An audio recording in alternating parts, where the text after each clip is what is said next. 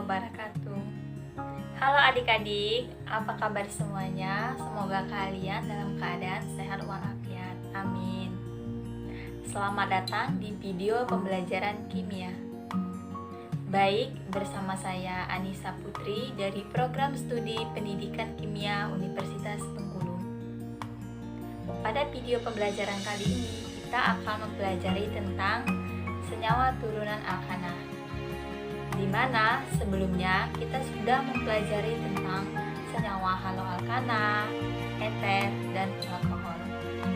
Pada pembelajaran kali ini, kita akan mempelajari senyawa turunan alkana yang lain, yaitu senyawa aldehida dan keton.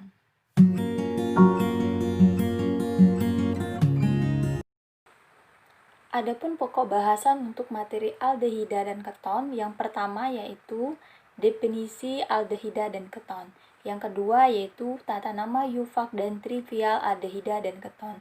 Yang ketiga yaitu sifat fisik dan sifat kimia aldehida dan keton. Yang keempat yaitu ada isomer dan kegunaan aldehida dan keton.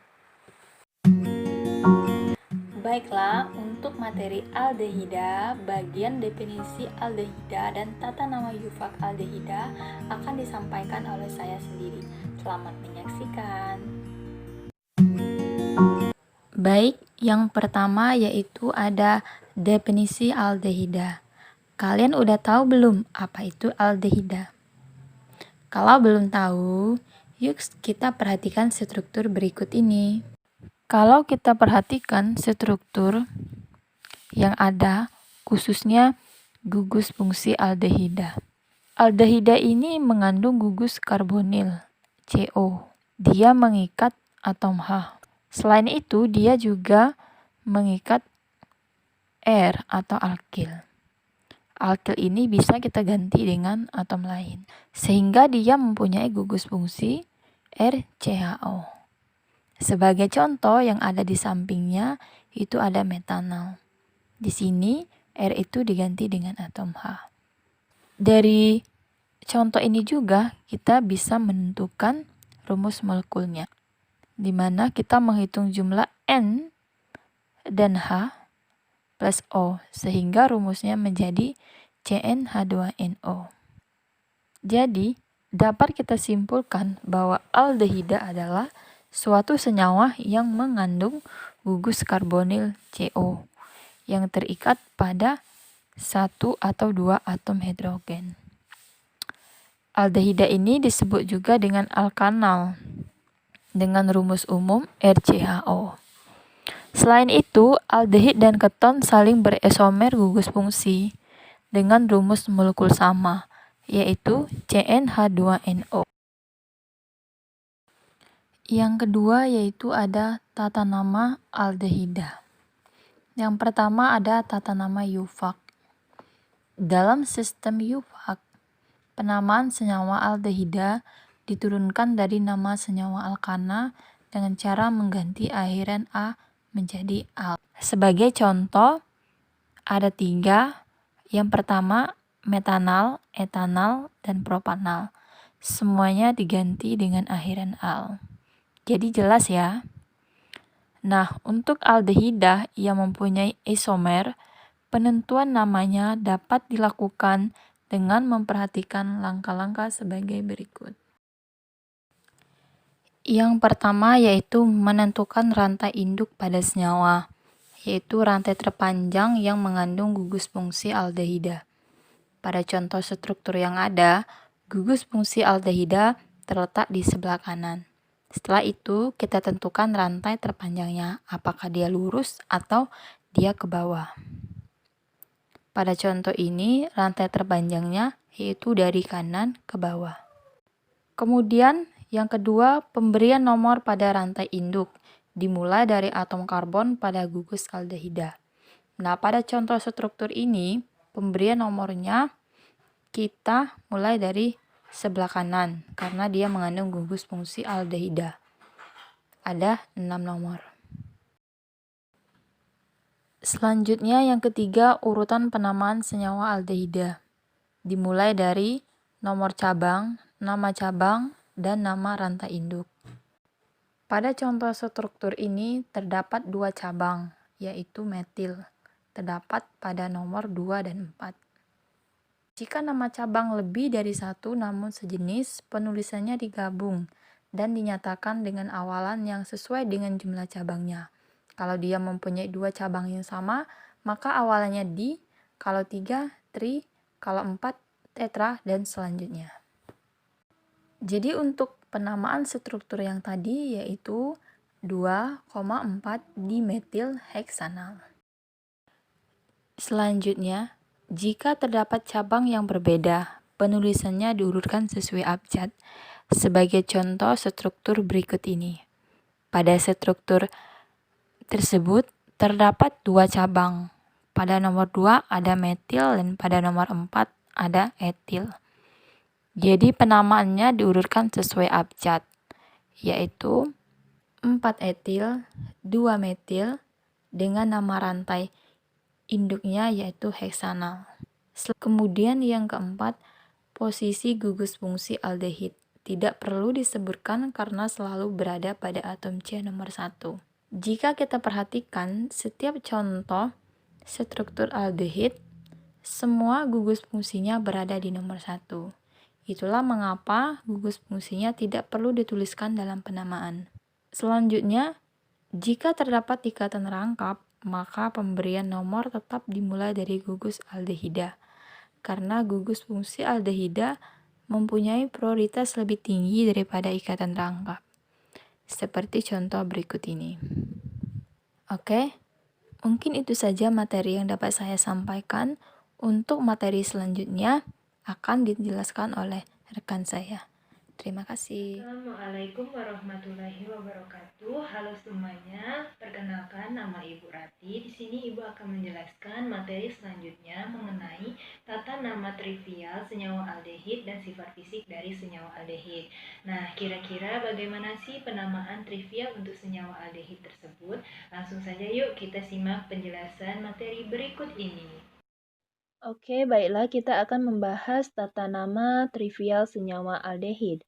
Ada dua penamaan trivial untuk senyawa aldehid. Yang pertama, senyawa aldehid yang tidak bercabang. Nah, bagaimana penamaan untuk senyawa aldehid yang tidak bercabang? Yang pertama, awalan aldehid diberi nama dengan cara menghitung jumlah atom karbon. Nah, untuk jumlah atom karbon 1 itu diberi nama form. Untuk jumlah atom karbonnya 2 itu diberi nama aset, untuk jumlah atom karbonnya 3 itu diberi nama propion, untuk jumlah atom karbonnya 4 itu butir, untuk jumlah atomnya 5 itu diberi nama valer, dan seterusnya. Kemudian diakhiri dengan nama aldehida. Nah, untuk lebih jelasnya perhatikan tabel berikut ini. Nah, pada tabel itu dapat dilihat untuk senyawa aldehid yang memiliki jumlah atom karbonnya itu 1, diberi nama form aldehida, awalannya yaitu form dan diakhiri dengan nama aldehida. Yang kedua, senyawa aldehid dengan jumlah atom karbonnya ada 2, itu awalannya diberi nama aset dan diakhiri dengan aldehida, sehingga namanya yaitu asetaldehida. Nah, begitupun seterusnya dapat dilihat pada tabel. Selanjutnya, kita akan membahas tentang penamaan trivial untuk senyawa aldehid yang bercabang. Nah, bagaimana penamaan senyawa aldehid yang bercabang? Perhatikan struktur berikut. Pertama, tentukan rantai utama dari struktur tersebut. Nah, masih ingat ya bahwa rantai utama adalah rantai karbon dengan jumlah atom karbon terpanjang atau terbanyak dan mengikat gugus fungsi. Nah, pada senyawa aldehid, gugus fungsinya berupa gugus karbonil, yaitu COH. Nah, dapat dilihat pada struktur itu mengikat gugus COH. Nah, pada struktur terdapat dua kemungkinan rantai utama yang dibentuk. Yang pertama, bisa rantai utamanya itu lurus, dan yang kedua bisa rantai utamanya itu ke bawah karena masing-masing mengikat gugus karbonil. Namun, karena atom karbon pada rantai yang lurus itu lebih panjang atau lebih banyak, maka rantai utama pada struktur ini adalah yang lurus dengan jumlah atom karbonnya yaitu 5 dan diberi nama paler-aldehid. Selanjutnya diberi penomoran untuk rantai utamanya. Nah, penomoran dimulai dari atom karbon yang paling dekat dengan gugus fungsi, yaitu atom karbon yang ini ya. Nah, penomoran ini menggunakan simbol Yunani seperti alfa, beta, gamma, delta, dan seterusnya. Kemudian dilanjutkan dengan penulisan nama untuk struktur tersebut. Nah, diawali dengan posisi cabang dengan simbol Yunani tadi, yaitu beta. Kemudian diikuti nama cabangnya, yaitu metil, dan diakhiri dengan rantai utamanya, yaitu paleral aldehida. Jadi, untuk struktur senyawa tersebut namanya adalah beta metil paleral aldehida. Perhatikan juga kedua struktur berikut.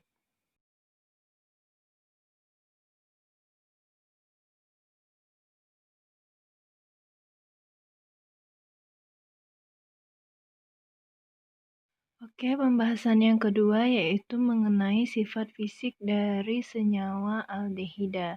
Nah, yang pertama itu pada suhu kamar, metanal berwujud gas dan memiliki bau yang tidak sedap.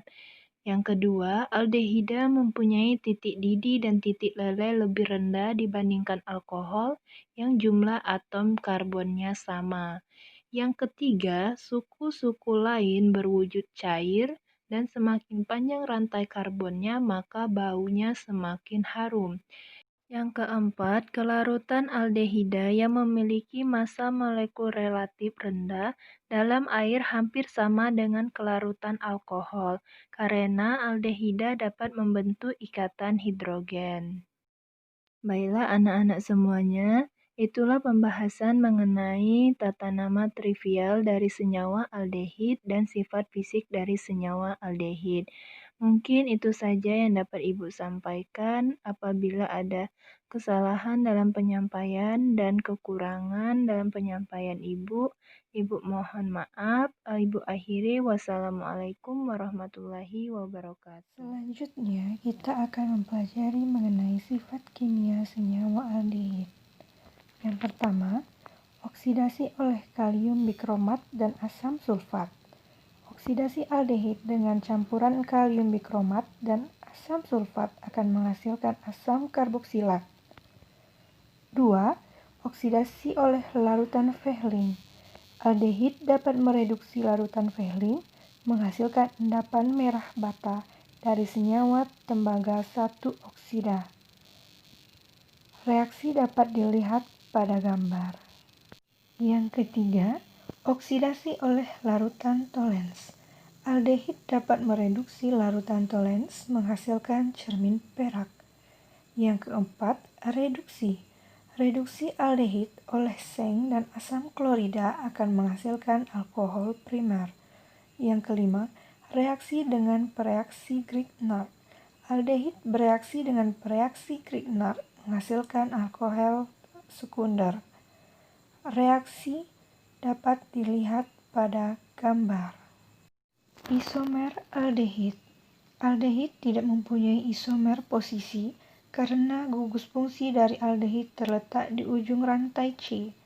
Isomer pada aldehid terjadi karena adanya cabang dan letak cabang, sehingga aldehid memiliki isomer struktur. Keisomeran alkanal mulai terdapat pada butanal yang mempunyai 2 isomer, yaitu butanal dan 2 metilpropanal. Contoh isomer dapat dilihat pada gambar. Selanjutnya yaitu kegunaan dari senyawa aldehid. Yang pertama, metanal atau formaldehid. Untuk membuat larutan formalin 40-45% atau metanal dalam air sebagai formalin untuk pengawet mayat atau anatomi, dapat juga sebagai pembuat plastik polimetanol dan sebagai untuk pelarut zat perekat. Selanjutnya, dari etanol digunakan untuk membuat senyawa-senyawa organik lainnya seperti asam karboksilat karena etanol mempunyai titik didih yang rendah. Baiklah, setelah kita mempelajari mengenai aldehid, selanjutnya kita akan mempelajari mengenai keton. Oke, yang pertama kita akan mempelajari mengenai definisi keton. Apa itu keton? Baiklah, perhatikan struktur berikut. Perhatikan kedua struktur di gambar antara keton dan aseton. Keton merupakan suatu senyawa organik yang mempunyai sebuah gugus karbonil atau CO terikat pada dua buah gugus alkil atau gugus aril. Keton disebut juga alkanon yang dianggap sebagai turunan alkama. Rumus umum dari keton sebagai berikut. Aldehid dan keton saling berisomer gugus fungsi dengan rumus molekul sama, yaitu CnH2nO. Selanjutnya yaitu tata nama keton. Yang pertama, kita akan membahas mengenai tata nama IUPAC. Dalam sistem IUPAC, penamaan senyawa keton diturunkan dari nama senyawa alkana dengan cara mengganti akhiran A menjadi on. Perhatikan struktur di gambar. Dari propanon, 2 butanon, dan 3 pentanon. Untuk keton yang mempunyai isomer, penentuannya namanya dapat dilakukan dengan memperhatikan langkah-langkah sebagai berikut. Langkah yang pertama yaitu menentukan rantai induk pada senyawa, yaitu rantai terpanjang yang mengandung gugus fungsi keton. Perhatikan struktur di gambar. Yang kedua, pemberian nomor dimulai dari atom karbon paling ujung pada rantai induk yang dapat membuat atom karbon gugus karbonil mempunyai nomor serendah mungkin. Perhatikan struktur di gambar. Nah, jika gugus fungsi terletak di tengah, maka pemberian nomor dimulai dari atom karbon pada rantai induk yang paling dekat dengan cabang. Perhatikan struktur di gambar. Yang ketiga, urutan penamaan senyawa dimulai dari nomor cabang, dan nama rantai induk. Perhatikan struktur di gambar. Jika nama cabang lebih dari satu namun sejenis, penulisannya digabung dan dinyatakan dengan awalan yang sesuai jumlah cabang. Contoh, 2 di, 3 tri, 4 tetra, 5 penta, dan seterusnya. Jika terdapat cabang yang berbeda, penulisannya diurutkan sesuai abjad. Perhatikan struktur di gambar. Langkah yang keempat yaitu letak gugus fungsi dinyatakan dengan nomor. Perhatikan struktur di gambar. Gugus fungsi terletak pada atom karbon nomor 2. Langkah yang kelima yaitu jika terdapat gugus fungsi selain keton, misalnya gugus hidroksil atau OH, maka gugus karbonil pada keton tetap menjadi prioritas utama. Pemberian dilakukan sedemikian rupa sehingga atom karbon gugus karbonil memperoleh nomor serendah mungkin. Perhatikan struktur di gambar. Baiklah, setelah kita mempelajari mengenai tata nama IUPAC, selanjutnya yaitu tata nama trivial. Langkah yang pertama yaitu identifikasi gugus alkil yang terikat pada gugus karbonil atau CO. Perhatikan struktur di gambar.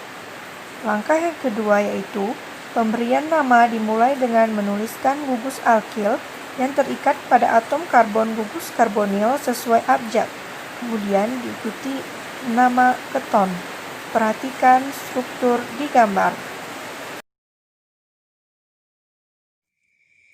Baiklah, kita akan melanjutkan pembahasan berikutnya, yang yaitu sifat fisik keton. Pada suhu kamar, suku-suku rendah alkanon berwujud zat cair, tidak berwarna, berbau harum, dan mudah larut dalam air. Yang kedua, Suku-suku yang agak tinggi berupa zat cair yang sukar larut dalam air. Yang ketiga, suku-suku tinggi berupa zat padat. Selanjutnya, sifat kimia keton. Yang pertama, oksidasi. Jika dioksidasi menghasilkan asam-asam karboksilat. Contoh, bisa kita lihat ketika ditambah O2 maka dia akan terputus menjadi 2 senyawa. Yang kedua, dapat diadisi dengan H2 menghasilkan alkohol sekunder. Bisa kita lihat contoh di bawah. Yang ketiga, dapat diadisi dengan HCN menghasilkan cyanohydrol seperti contoh di bawah. Yang keempat, keton tidak dapat bereaksi dengan reaksi Fehling maupun Tollens.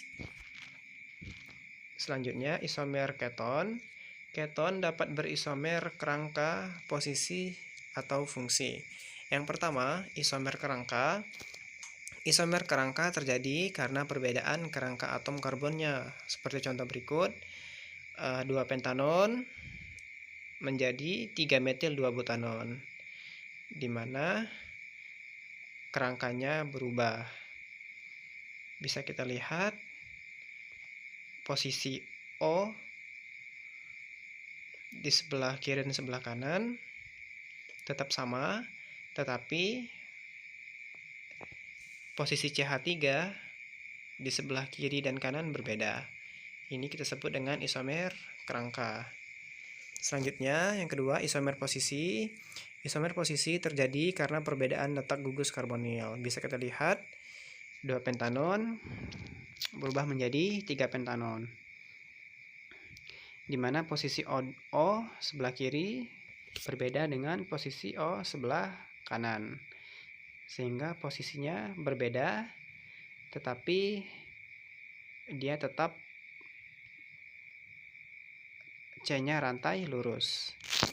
Sedangkan kalau kerangka tadi rantainya tidak lurus lagi karena ada CH3 yang berpindah tempat. Selanjutnya, kegunaan keton.